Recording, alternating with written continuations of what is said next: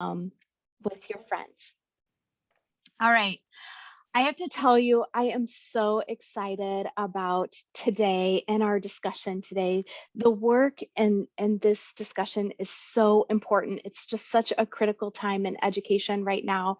And I am just full of like butterflies because just the thought of having the opportunity for Senator Schupp to join us today and these amazing panelists just makes my heart so happy, because in the end, we all want what's best for kids. And I feel like this is just an amazing group of women that are willing to come together and talk about some things that I hope those of you joining us will find to be exceptionally beneficial to you.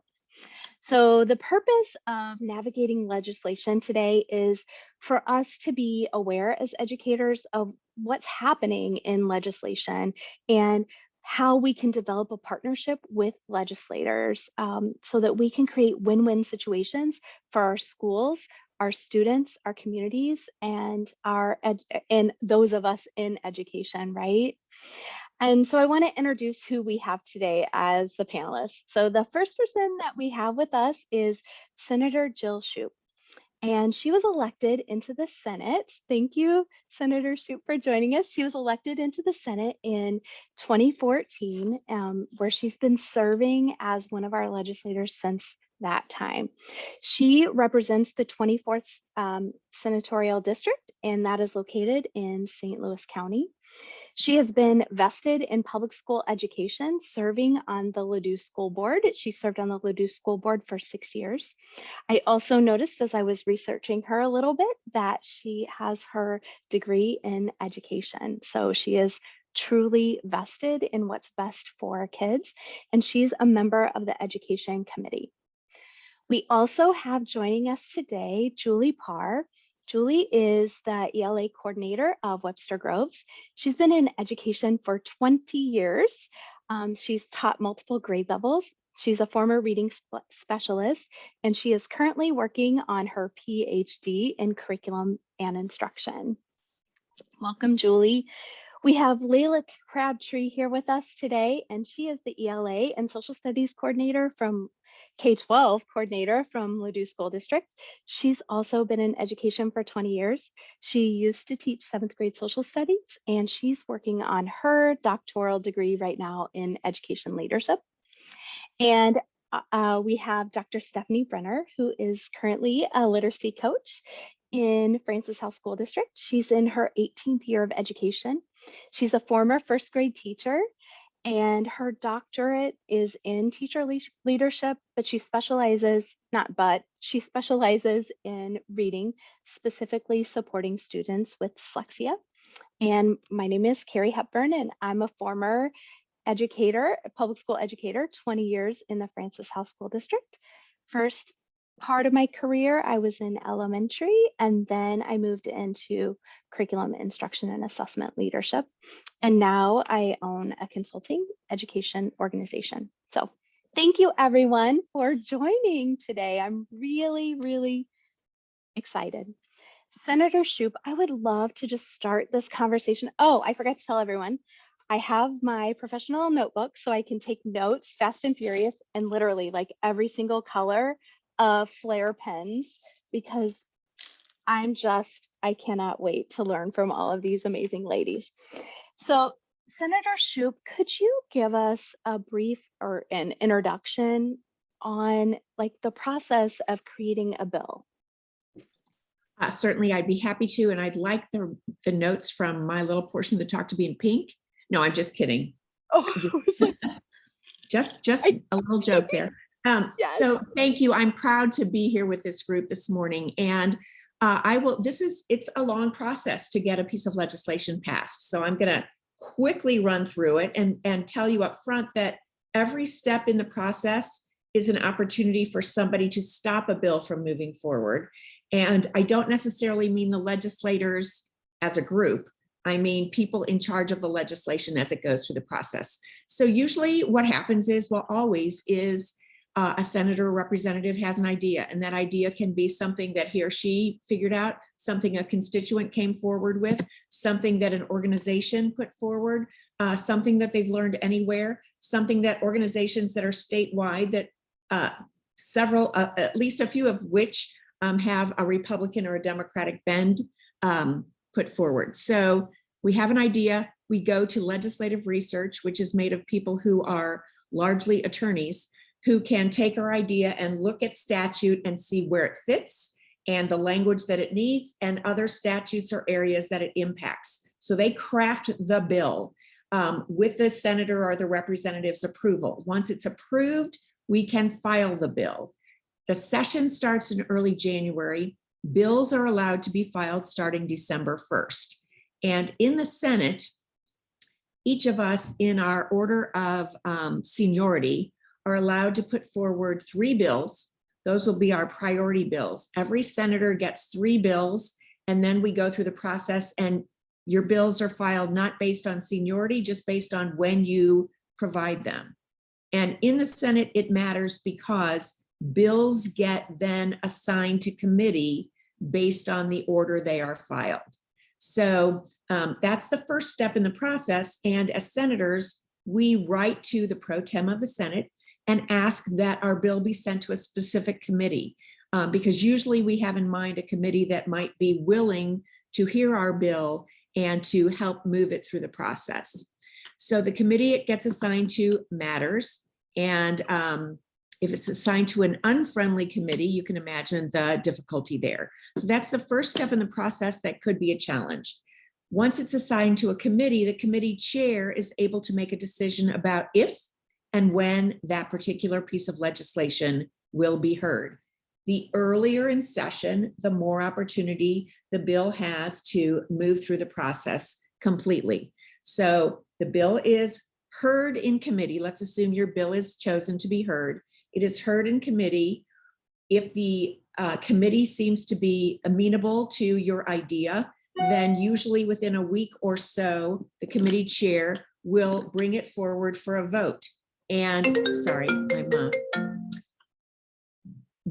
if it is brought forward, it doesn't have to be brought forward for a vote. So this is another step in the process where things can be stopped by the committee chair. But if it's brought forward to a vote and passed out of committee, it is sent back to the Senate floor or the House floor. In the Senate and the House, then the pro tem has to allow for the bill to be sent forward to the Senate. So that's another place where a bill can be stopped or moved forward. So it goes back to it goes to the chamber for a full hearing on the Senate floor. And then the floor leader makes a decision about when or if that bill will come to the floor to be heard. Once that bill is heard on the floor, assuming it passes with a simple majority, it will be sent to the other chamber to go through the exact same process before it is finalized. Then if there are differences, if the House comes up with amendments to a Senate bill that make the bill different from what passed in the Senate, the bill can come back to the Senate and then be voted on again. Or there can be a conference committee where the differences between the two bills, if they can be reconciled, are reconciled, and they go back to each chamber, which will then vote on it for final passage. If the bill is finally passed through both chambers, then the governor has the opportunity to sign on to the bill, to support the bill, and then it would be truly agreed and finally passed, is the true legislative term. If the governor chooses to veto the bill, the governor could do that, or the governor may choose to take no action. Should the governor take no action after a certain amount of time, that bill is deemed passed if both chambers have passed it, regardless of whether the governor has signed on to it. Questions about that process that I ran through really quickly? Yes, feel free to ask questions in the chat box.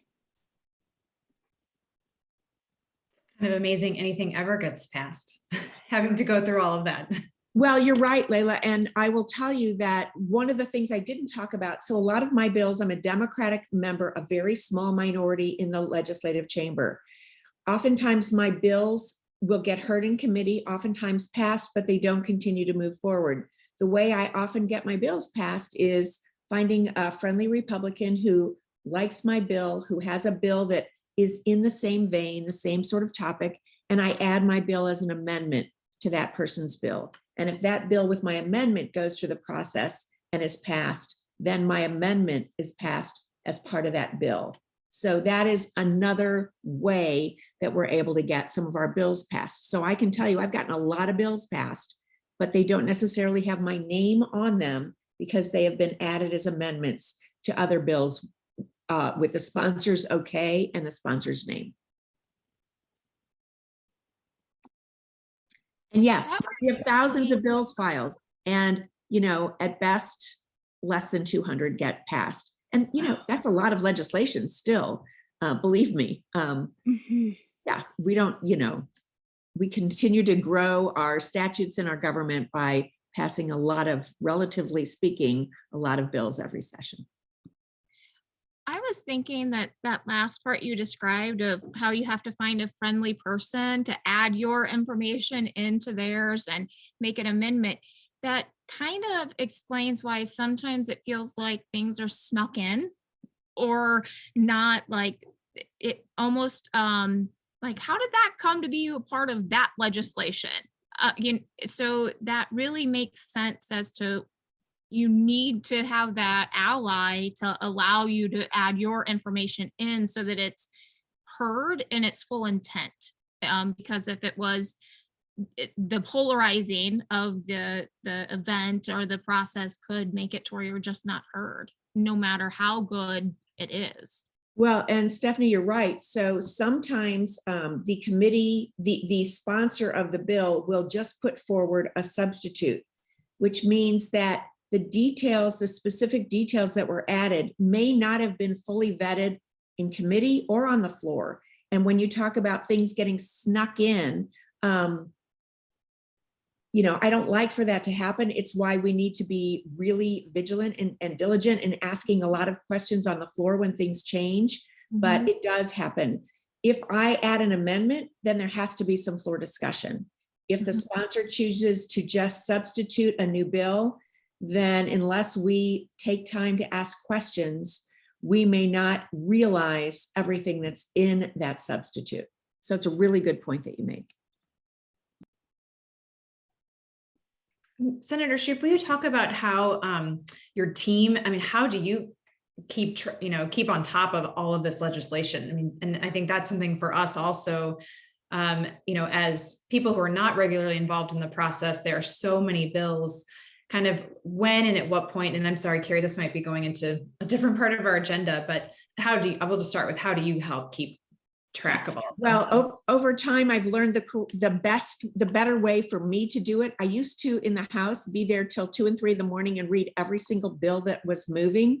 You can't possibly do that and focus and do your job well. So I make sure that before I go into committee, to all of my committee hearings, I have read those bills. I've written down my questions. So if I want to ask about them, I can do that in the process. But what we do is my staff, the staff is amazing for this. We divide the responsibilities. And on Mondays, when I get into session or into Jefferson City, we start at 4. So prior to that time, we go through all of the bills that I have read and all of the bills that look like they're going to be coming to the floor, so that we are familiar with all of them. We know where our questions are, and so that we're able to ask them, but so that nothing should be a surprise. But being on the minority side, I don't always know what bills are moving forward at what pace. So I always say those of us in the minority need to be ready for anything. Any of those bills that are moving through could be brought to the floor. We just don't know. Oftentimes it's interesting to me that the lobbyists know more about what's coming to the floor than some of the Democrats do. But having good communication and having a staff that is willing to take the time on the weekends to get prepared for the next week is really, really a critical and important part of making me be able to do my job effectively. That's just so important for us to know and understand the scope and the depth of what you and all of our legislators are facing especially this time of year as we're heading into session. And it was actually the perfect segue into how Julie and Layla and I and Stephanie have gotten to spend some time with you over the last 6 months or so, and just get to know you and understand this process just a little bit more. And so I would love for Julie to talk about connecting LARC and what LARC is, and then what LARC does, and then we'll move into Layla's going to explain like how we all kind of came together to go through some of the work one of the bills that was happening last year. Does that sound okay? Wonderful. So Julie, you're up. All right, so LARC stands for Language Arts Regional Consortium. I would say it's my support group for the year. That's what I call when I meet with my the LARC group. I'm like, I'm going to go for support, but really we're a professional learning network that really just unites JABA-like educators in the St. Louis region. So from St. Louis City, the county, Jefferson County, Franklin County, St. Charles County. I'm probably missing somebody, so I'm sorry if I'm missing you out there, but we have educators from this region that come together once a month, really just to discuss best practices in literacy. And, we do also a lot of problem solving together. We bring our problems to the group and like, help me out. What are you guys thinking around this? Especially like, for example, when the dyslexia legislation hit for our districts, like really problem solving, like what are we doing for our screeners? How are you going to share this data with teachers? How are you communicating this with parents? So developing then resources that we would share together. We also collaborate on a lot of learning opportunities, combining. Layla and I have done PD for our districts together. And then just being overall just support.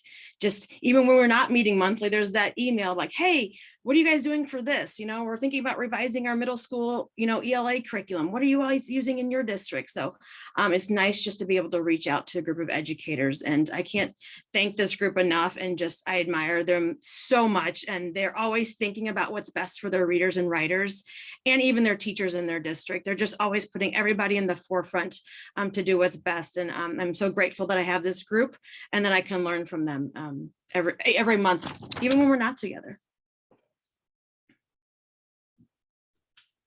Yeah, absolutely, Julie. I came on as a new coordinator 5 years ago, and coming over from the social studies side, had a lot to learn on the language arts side and would not have made it through without this group. So last year, we became aware of Senate Bill 54, which was gaining traction in the Senate that would have mandated a certain type of literacy instruction for all students. And so we got together and started talking. We're concerned about the Missouri government sort of dictating one way of literacy instruction, when I think we know as practitioners that there is no one size fits all approach when it comes to reading, because our students come to us with drastically different strengths, and our student populations are different from district to district. And so wanting to make sure that educators were able to really be able to have the flexibility to make best decisions for the students that are in front of them on a day-to-day basis. And so I had actually had the opportunity to Zoom with Senator Schupp because I was taking School of Community and Politics through St. Louis University for my doctoral program. So perfect timing that we got the opportunity to visit Jefferson City, and we sat in on some of the Senate hearings. It's a fantastic experience. I think I really felt prior to that, being an educator, I had no interest or business in the politics of Jefferson City. And really, I think more and more we're seeing that as educators, we have to be involved and have to keep, relationships and communication with our representatives. Senator Schupp and I also come from the same district. I had the pleasure of teaching her son. And so we reached out with some of our concerns, and she graciously Zoomed with us, and we were able to then have a conversation. We so appreciate Senator Schupp's passion for making sure that all students in Missouri are able to read by third grade. We all know the very frightening statistics of students that do not read by third grade, and all feel a similar passion about making sure that happens. So then, we did, I think, sort of the best thing possible of forming relationships and, having open communication. And for Senator Schupp being able to hear kind of from the front lines of, what our day-to-day reality is like. We were able to share kind of with some of the new dyslexia legislation that came down a couple of years ago, how that's helping us, meet the needs of, a population that perhaps before hadn't been as taken care of. And so it just went from there. So that bill ended up not being passed. And when we got involved last April, and one of the comments we heard was, well, where have you been? This has been going on for several months now, and it's kind of late in the process to be getting involved. So our conversation this year was, okay, we know we need to get involved earlier. And so how do we help track what's going on and get our voices heard before it's too late?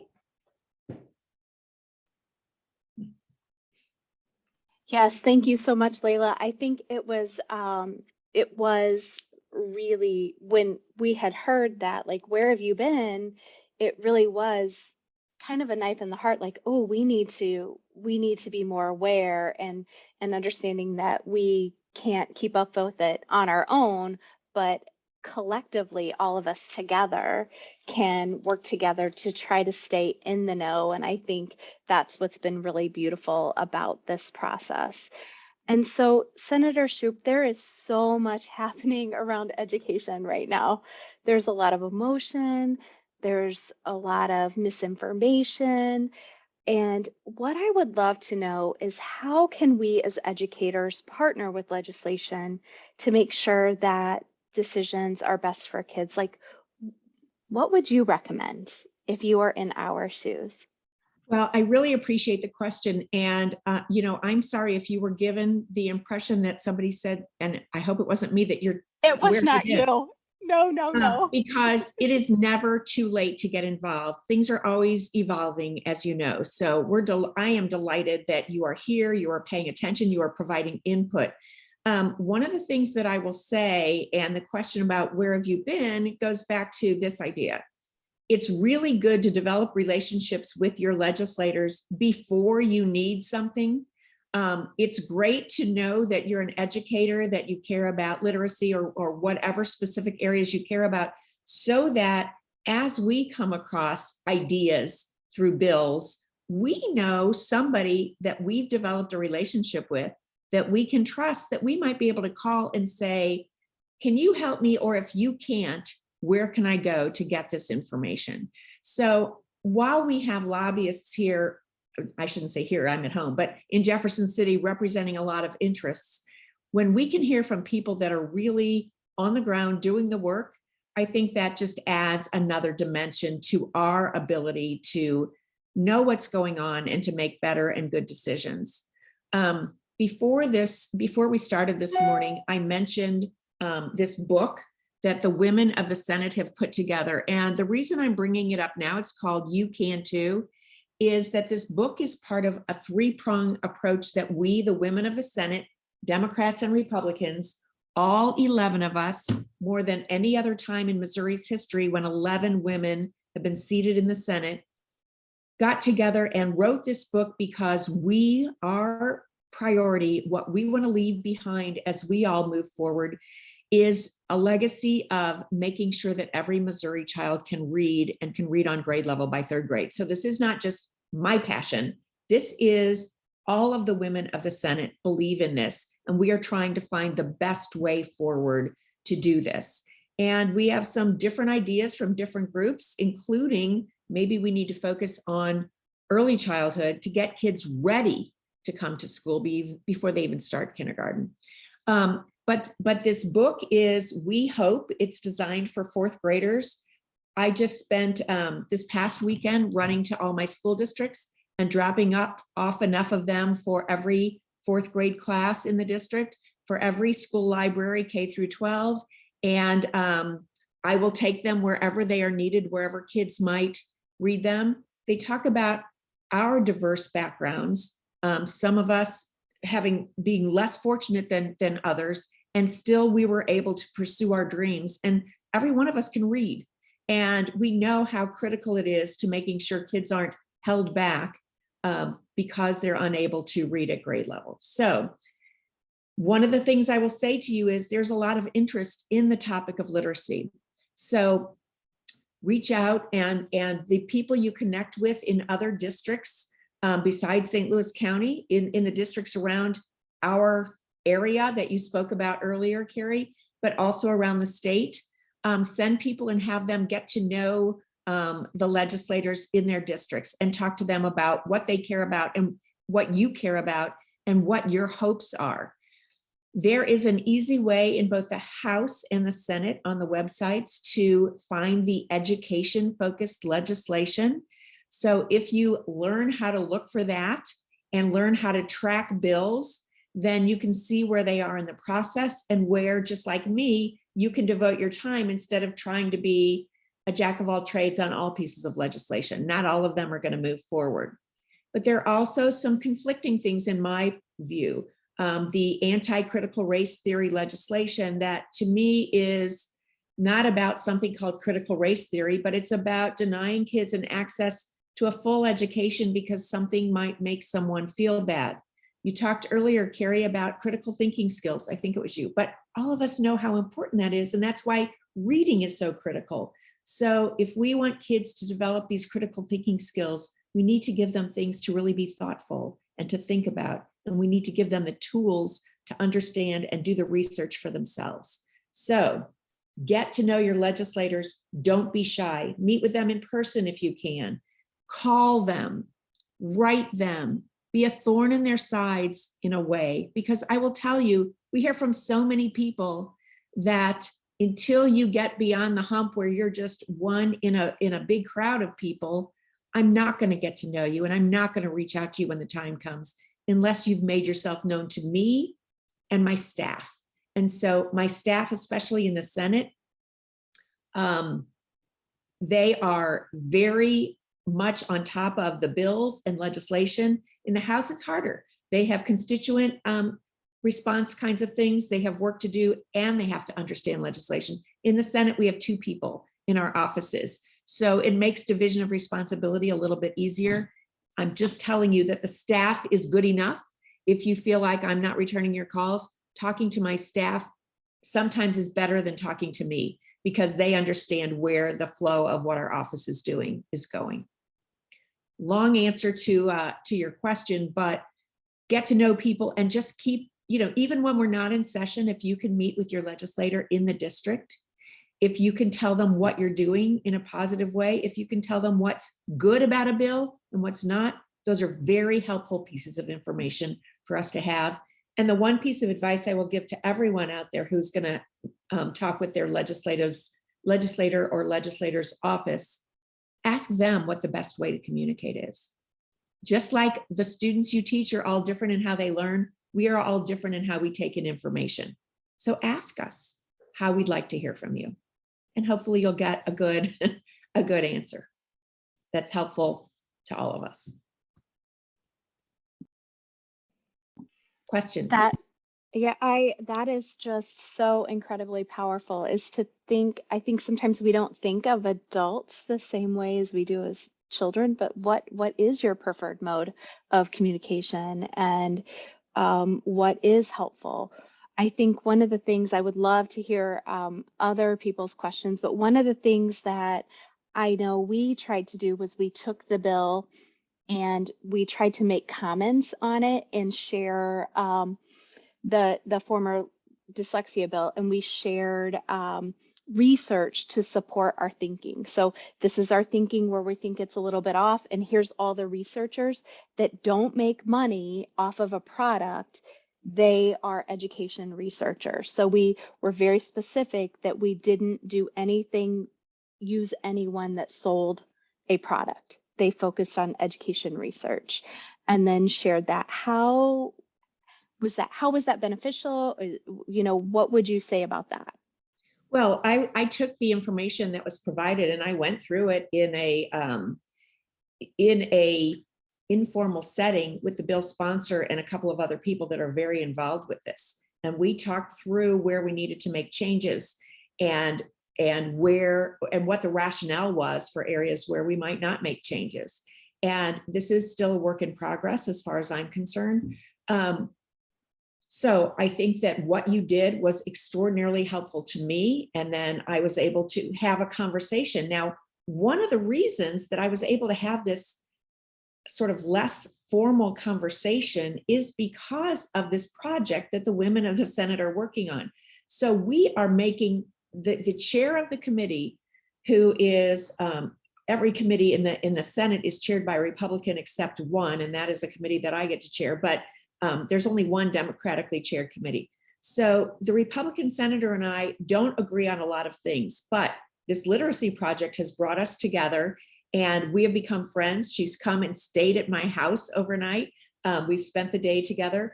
She has opened up those hearings to give us space to really talk about education instead of just running through a bill and passing or not passing it. And it's been so helpful because these topics are so much bigger than these silos that we put them into as bills that need to pass or not pass. If you are able to bring a group of people together that includes legislators to hear your ideas and your concerns, I think it's helpful. It doesn't always happen because we're on a limited time schedule in the legislature. We're just January through the middle of May. And because we're all doing, 800 things because we're all on many committees and looking at many, many bills. So we're lucky in the area of education that the chair has given space and time for us to have these conversations. It doesn't happen everywhere, but take advantage of it and create those situations, or ask the senator that from your district or the chair of the committee if you can create a Zoom call or a situation where you can get together and meet. I think Zoom for me has been a great tool. We don't all have to get together somewhere. We can, regardless of COVID, quite frankly, the idea that we can all have a conversation from wherever we are, I find extraordinarily helpful and saves a lot of time and gives us the same kind of input and results. Well, Senator Schupp, I also just want to jump in and say thank you so much for your bipartisan work. I'm so excited about this book. I think what a great example for our students, especially with what they've witnessed over the last, 4 or 5 years in terms of what they've come to know as what happens in politics. So I love that the students of Missouri, particularly in 4th grade, when they study Missouri government, or 3rd grade in some districts, that they have this example of their own, female representatives that are coming together and working across the aisle is really inspiring. Great. And that was the intent. And I hope that, if you need a book, we have them. It's not from me. The I just need to make that clear. The Missouri Humanities Council paid for this book to be printed and published. And I am one of the conduits of the 34 senators who is handing them out where we think that children will be able to get their hands on it and go through it. And, each page is, well, I'm going to quit talking about the book, but yes, thank you, Layla. I know that you understand it and they are here. We want Missouri kids to have access to them.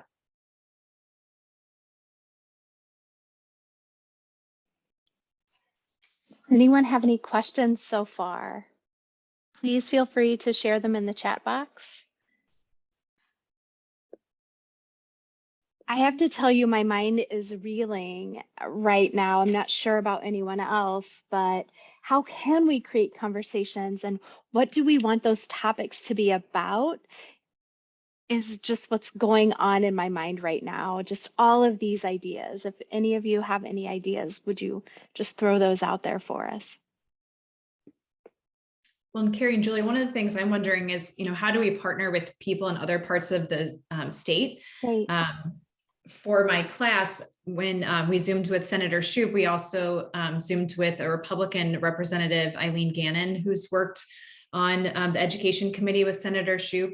And it was interesting. She was hearing from some of the St. Louis people, but because she doesn't represent St. Louis, she was sort of like, well, you're not my constituents that elect me. So I think it would be really powerful to, have public school representatives from across the state. And so I wonder if they're, through Education Plus or looking at other professional learning networks, if there are others like us that exist that we could collaborate with.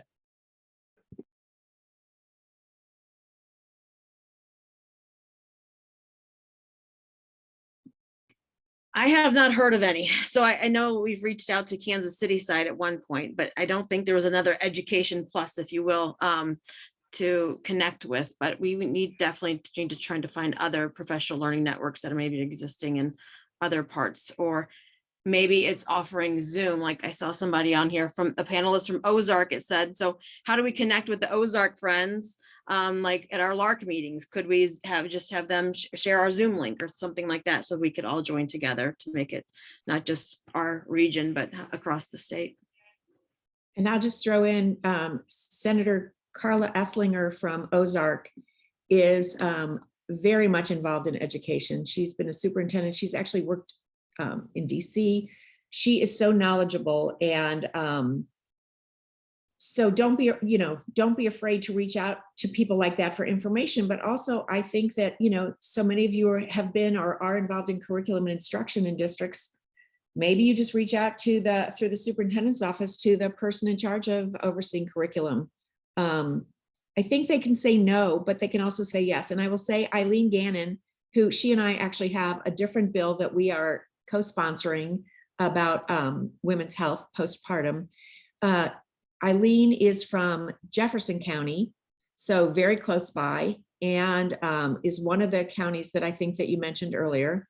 And her birthday's February 2nd. I don't know, have somebody, I just happen to know that because we talked about going out to dinner. So just, send her a birthday wish and tell her you're here to talk about education if she ever wants to. But she really is, very supportive of public education too. We have people on both sides of the aisle that care deeply about public education. So even though we look very divided, this education, depending upon the bill, can be one of the areas that brings us together, as you can see with our reading focus, with our literacy focus. Senator Schupp, Dr. Brenner put this earlier in the chat, but what would you recommend? So sending birthday gifts. No, not gifts. Oh, yeah, right. Don't send gifts. Celebrations. Yeah, a card, a call, something. What's the best way to get on someone's radar where we're not just, another one of hundreds? You said, reach out and form those relationships before we need something. Right. Right. So sometimes it's reaching out to your legislator and saying, hi, I'm, look them up. They have a bio online, senate.mo.gov, gov, or house.mo.gov. They have a bio, figure out what, where they're from, who they are, and look at the legislation they filed and say, oh, I see you have an interest in ethanol or tax credits or education or healthcare. I do too. I want to make, I wanted to know more about what you care about and wanted to get to know you a little bit, because when you start to look at education bills, I want to be here for you. I don't know, you just have a conversation like if you met somebody, if you sat down and met me for the first time for coffee, what would we talk about? And try to find a way to connect with that person. And that's why I often say, sending an email, writing a letter, that's really nice. And especially if we need something in writing about a specific bill, but getting to know somebody, setting up a coffee or a Zoom or saying to them, look, I don't need anything right now. I want to meet you because I want to be your go-to person when you are concerned about X, I think is a really good way to get to know somebody. And leave your card with them. I tell people, put your picture, if you've met with, put your picture on your card so that when I can't remember your name, I can flip through it and say, oh yeah, that was her. Or, oh yeah, that's the person I met. If you're at a point where there's a bill, because we're now in the legislative session, from my perspective in my office, I love to have bullet points about what things you're concerned about, what things you think are great in a bill. Like, we need to know all sides, not just the things you hate, although that's really important because we need to understand why, but also the things that you think are really great public policy that you want to see move forward if possible. Is that helpful? Does that? Very well. And I loved hearing you talk about early childhood education. I think, again, that's another piece we all agree just makes an enormous difference, in students reading is, the earlier access they have to high quality literacy instruction, the better. Right. And so, it's not easy to do these things. It costs a lot of money, and we have to, where we spend our money reflects our priorities, right? We have a lot more money now. So what do we do? How do we build an infrastructure that's strong, but also sustainable over time? Like, if the only thing I can do is provide a preschool setting to kids for the next 3 years, do I do that? I mean, to me, it's 3 years worth of providing somebody something, but I'm going to want to sustain that. So ideas about how we do those things, how we incorporate them, how school districts that you're in have managed to come up with the funding that is necessary to provide that, who we should prioritize. Is it kids in poverty, in low income poverty areas? I mean, I think it is. But there are also other kids that need support. So any of those kinds of ideas that you've sat around and talked about or thought about, let's hear them. We are jumping from one topic to the next in the legislature, so we don't become necessarily the experts in these topics. We need the experts. We need you to give us the information that you can. You're the experts. Don't ever forget that. Such powerful words right there. You are the experts when it comes to this work. And I think I will be totally transparent. I am intimidated to get on, even though I love talking with people, I do get intimidated of the thought of picking up the phone and calling, my senator and saying, hey, but really the tips that you just gave us to just look at their bio. These are things that we do already as humans, and our senators are humans that are representing us. So look at their bio, make a connection on what you see that there's some genuine interest in, that you have a genuine interest in, and they do as well. And then develop that relationship before we start to go in. I'm trying to think of as my dad would have said, like guns a-blazing, but I know that's not really the thing that I should say. Right, but that's true. Instead of coming at us, let's just be partners in this. And remember, I know that even in Jefferson City, we as senators forget this sometimes, but frankly, you're our bosses too. You are our bosses, and these people, my colleagues and I, were no more educated than you. We won a race for our position. But that doesn't make us any less human or any better. It just means that we went, you know what? We're not working on or have achieved our PhDs for the most part. Maybe one person is a doctor, two. No, one is a doctor, but and we have a few lawyers, but nobody in there is any smarter or better than you. We all put on our skirts over our heads, or no, I'm just kidding. I was trying to do something different than pants, one leg at a time, Yes, but let's go with yes. pants. Our jackets, one sleeve at a time. So I know I get intimidated too. I remember the first time I spoke before the school board, you would have thought that there was an earthquake. I was shaking so bad, but just remember, your stuff, it. We don't. I love this. Well, I think as we think through our agenda, I want to honor that we have a couple more things that we need to talk Yes. about and give time for questions too, because I see we do have some questions. So one thing I do just want to say is we need to find ways to get involved, because I think the thing that surprised us most last year was with that dyslexia bill that was originally Senate Bill 54 that was proposed. It had significant financial implications on districts that only one school district in the entire state of Missouri had even written about. And that was Springfield, Missouri had written in a testimony of how financially it would impact their school district. And so just to quickly give you an update, like I am formerly from the Francis House School District.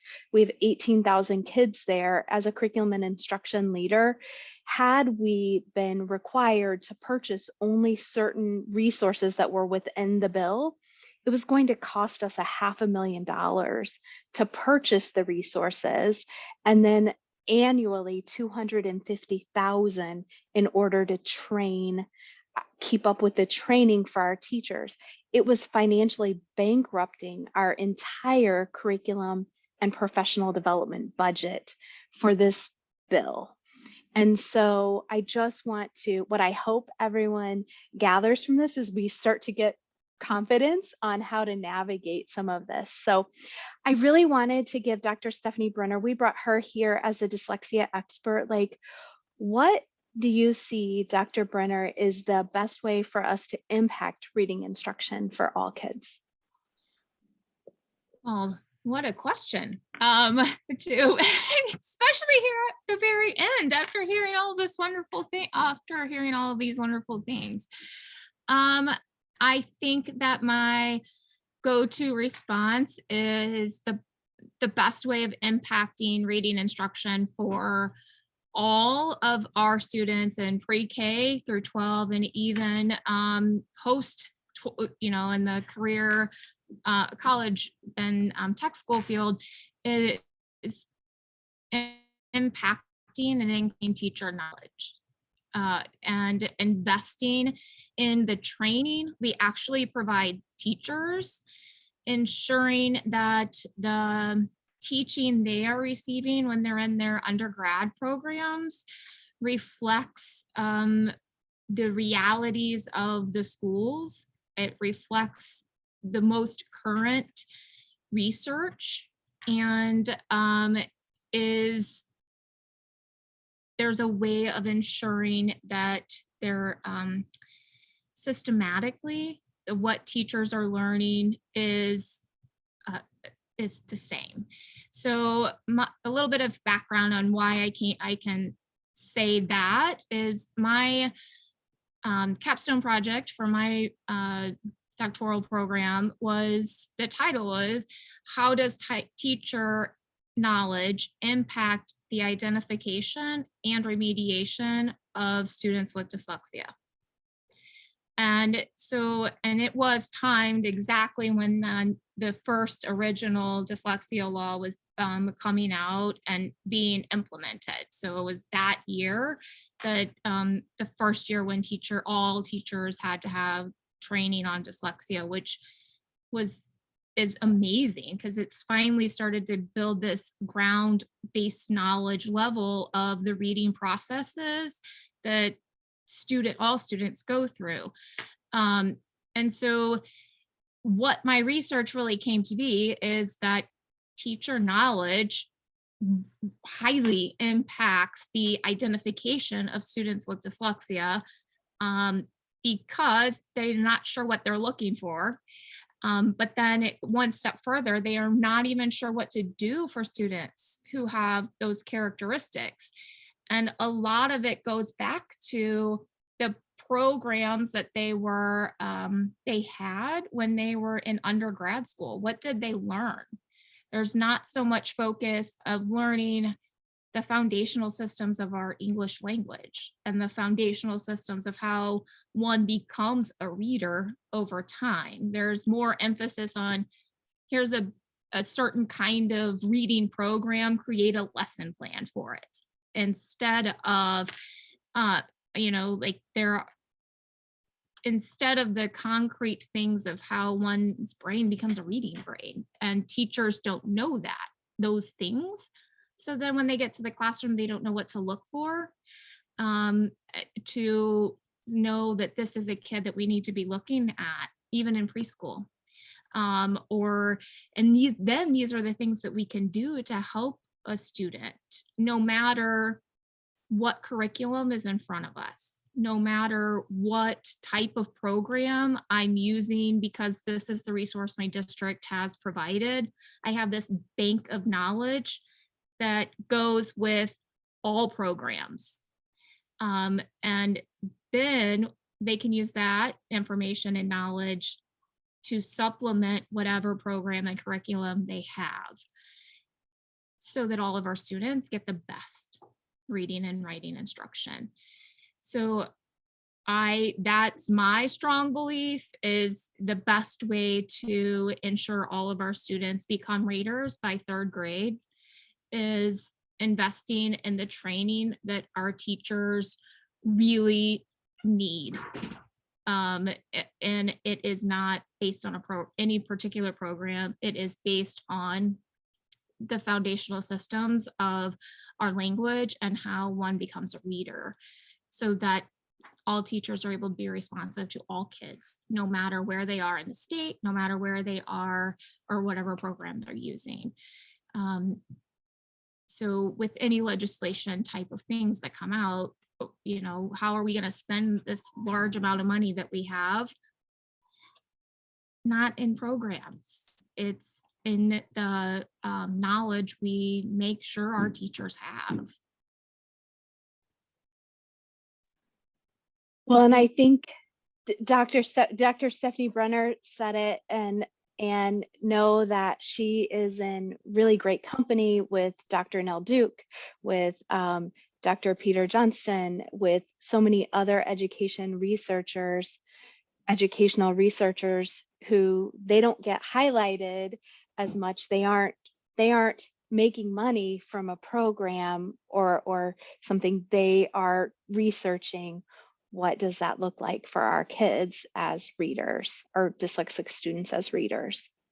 And too, also, in my blue marker, it wasn't in pink, so I apologize, Senator Schupp, but here, some of my other notes were in pink, I promise.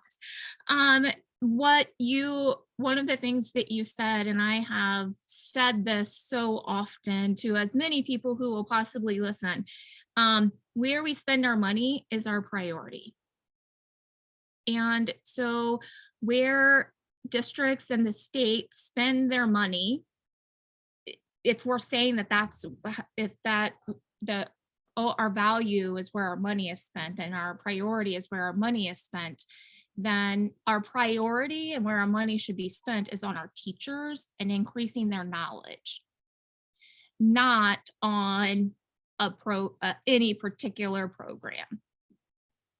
So if we want to put our money where our mouth is, then it's really making sure our teachers, before they come to the classroom and while they're in the classrooms, get the right kind of training.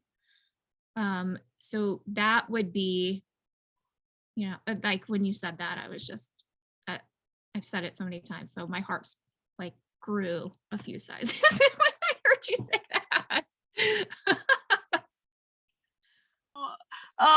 We have 5 minutes left. I promised we wouldn't go over our time because everyone has been so generous. Senator Schupp, we do have a question from the Ozark coaching team. I'm not sure if you're able to see that in the comments, but they had a question about submitting written testimony ahead of the hearings and wondering your thoughts about that. Yes, so last year, because of the pandemic, people were allowed to submit written testimony, and it counted in the minutes of the committee hearing, which is really important because when we go to the floor, all of the senators, most of whom were not in the committee hearing, get to see who testified in support or in opposition to the particular bill. This year, you are no longer allowed to, you can submit written testimony, you can submit it, and usually the committee chair will distribute that testimony to other people on the committee, but you will not be written in the minutes of the committee hearing. So your testimony and your name or your organization will not be provided in the minutes that are given to the people, to the senators making the decision on the floor. So I'm sorry that that's happened. I thought that the submission of written testimony, especially since we're still in a pandemic, was a great thing for us to do. So know that if you want to get us information, it's fine to send it to the committee chair and to the committee members. But if you want to make sure that your organization or you as an individual are represented to the Senate as a whole, you need to come and appear in person.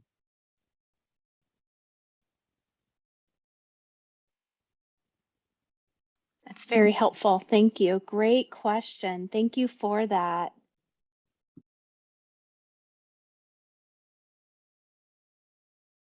Well, I just want to say thank you. Thank you for this time. Thank you, Senator Schupp. Thank you, panelists, for talking today. This truly was a gift.